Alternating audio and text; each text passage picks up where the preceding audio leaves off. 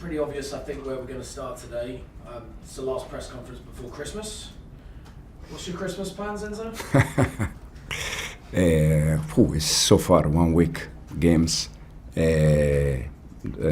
Family. My mom and dad, they are coming from Italy, and my wife family is coming. So the kids, they can be with the granddad all together. Are you cooking? No time. No. My mom, she is in charge. And look, it's Christmas. Everyone talks about Christmas wishes. What's your wish for Christmas? First of all, the most important thing that it's healthy for everyone. That at the end, with so many things, sometimes we lose a little bit, the most important things. And again, healthy for everyone. Let's talk about healthy. How's your squad lining up for Newcastle? We are good, yeah. The ones that we left out for Cardiff, they are okay. We have probably Liam Delap and Dario Sugo, probably both available for next game, Aston Villa. That is a good news. And then Romeo is still out, Levi still out. So Liam Delap available for Aston Villa potentially? Probably, yes, yeah. Is that a surprise to you? Seemed like he was expected to potentially miss a little bit longer. Yeah,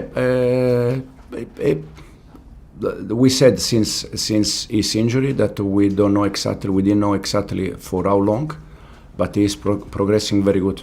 Okay, that's good news. Look, there were reports in the newspapers article yesterday linking you with the Manchester City job. I'm sure you know of the situation. When you hear that, is it a distraction to you, or does it not affect you at all when you see your name linked with other jobs? No, it doesn't affect me at all, because I know that it's 100% speculation, and in this moment there is no time for these kind of things. First of all, because I have a contract here until 2029 probably, and my focus, I said many times, that is just about this club, and I'm very proud to be here. But again, it's speculation. 1 week ago was in Italy, the same with Juventus, so I don't pay attention, because I know that it's not true. Do you have to relay that message to the players? Because you've got a young group here, and if they're seeing their manager linked with potential moves away, do you have to manage that situation carefully to make sure they're not distracted by that as well? Again, I think it's just a speculation. Now, it's important to understand the reason why this news was there, but it's not my job. I don't care at all. But again, it's just a speculation, and I think the players, they are focused on Newcastle game. That is very important game and very difficult game. You said after the game against Cardiff that you're focused on Newcastle. You're going to watch tapes of Newcastle on the bus on the way. I know you were pressed about the comments you made after the Everton game. I wanted to just ask you, have you managed to speak to anybody surrounding that? Because you said you hadn't had the chance at this point. Have you had conversations with those people in this week? About Everton press conference, no. About different things, yes. We are in the same building, so you speak about different things. But about Everton press conference, no, nothing. And the relationship you have with those above you, everything okay? Everything positive? Yeah, absolutely, yes. Yeah. And finally, look, on Newcastle, it is a lunchtime kick-off. People say playing under the lights at St James's Park is one of the most difficult places and times to play them. Is it perhaps maybe a slight advantage for you to play early against Newcastle? For me, it's always difficult. Night, day, they are very good team. Manager, very good, doing fantastic job since years ago.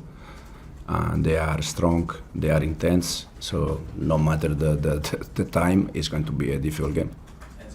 Thank you very much. Thanks, James. Soraya? Oh, good morning.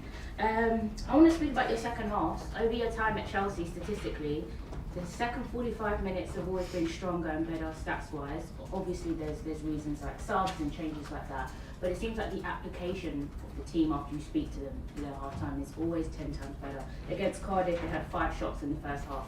Second half, we've gone actually as well 15, so clear improvement.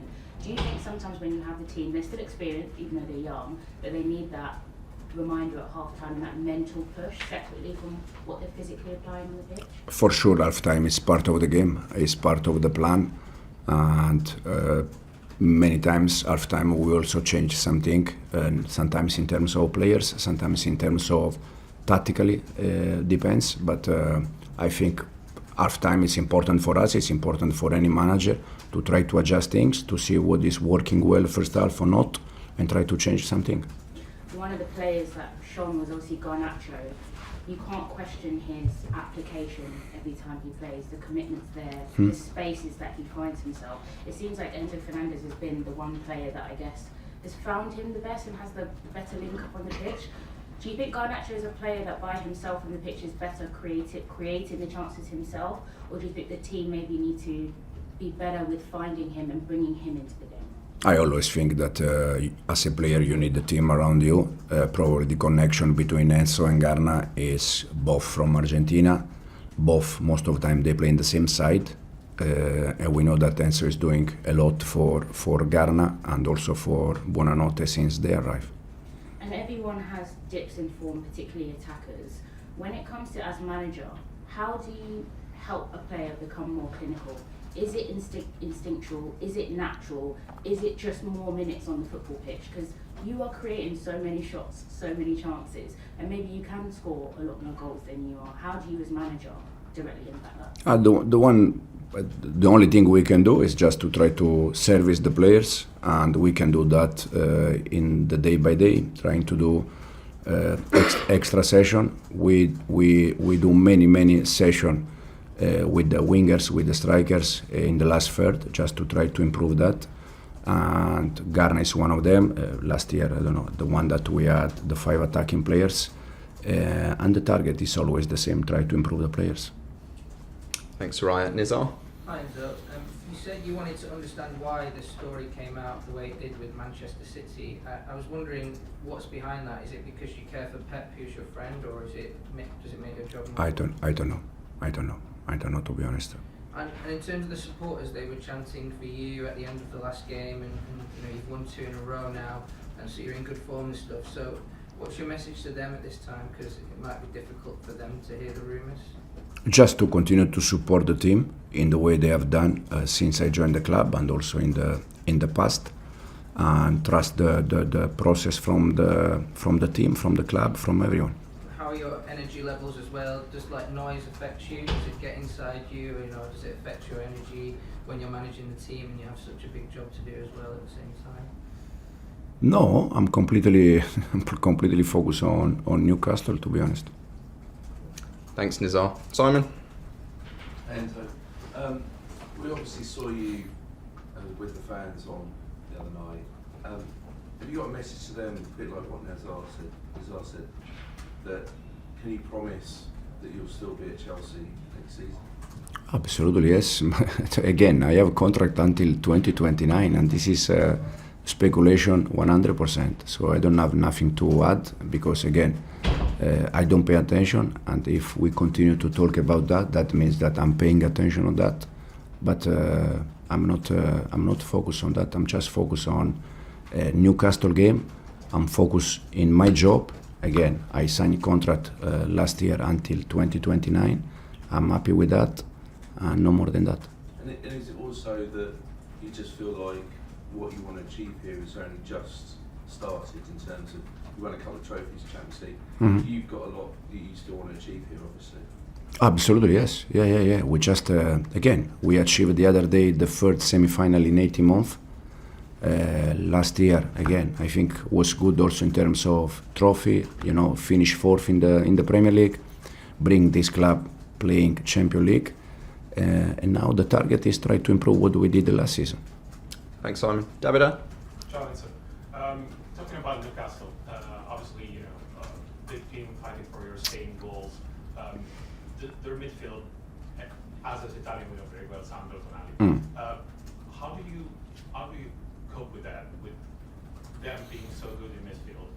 Yeah, they are, as you said, Sandro Tonali, Guimaraes, Joelinton, Miley also, that now is playing fullback, but they are all fantastic players, all international players. And The best thing is that they complete each other. They are physicality strong. They are good on the ball. So they are 100% complete, perfect. So it's very difficult, not only for us. It's for everything. It's very difficult for any team to face them. But we're gonna try our best and try to win the game. You had improvements on your defense as well in the last few games. Do you think it's because you're able to play more or less the same players, except for Kagi as well? And how much do you think playing together and build the kind of relationship helps the defense to get better?